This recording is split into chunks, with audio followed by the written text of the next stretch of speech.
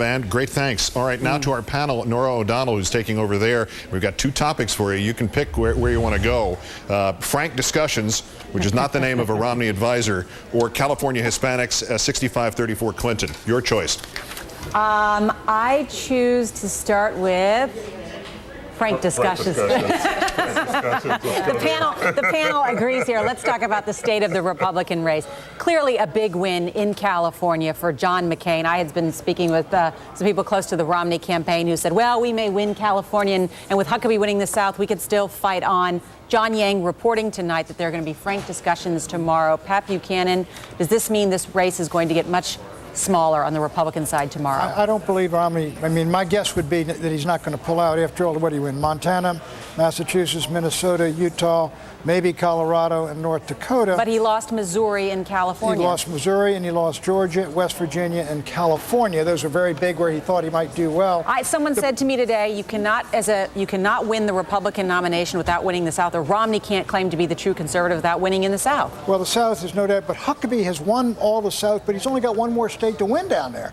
Mississippi, it's all gone. The question is, can he, if he gets the ultimate one-on-one with McCain he's wanted, can he do well when McCain has beaten him in Missouri and McCain's beaten him in California?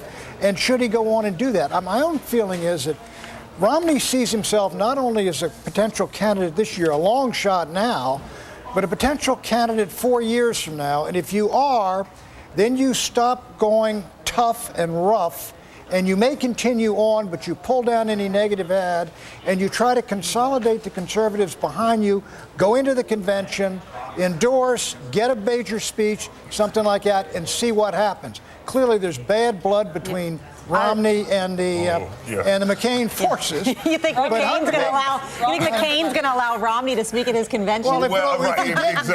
If he did not allow him, that would be an act of total stupidity. Somebody who's got the support, and when McCain is disliked as he is by conservatives, to stiff someone at your own convention. You can't bring in Mitt Romney to prove your bona fides to conservatives, though. I mean, Mitt Romney has a lot of his own baggage in terms of not seeming like a real conservative. What does Mitt Romney have to offer the electorate at this point? He's winning Mormon states and all of his home states. You don't offer the electorate anything. You offer McCain. You say, I'm going to endorse you, and I'll work for you, and I'll work for the party, and all you get is a speech at the convention. Gene, it's a very small price to ask. His endorsement comes with, like, his sons will work on his campaign, and they'll drive a Winnebago for him, Gene, the headline, of course, in the newspapers is going to be, John McCain wins on both coasts. Right. The East and California. Is he unstoppable?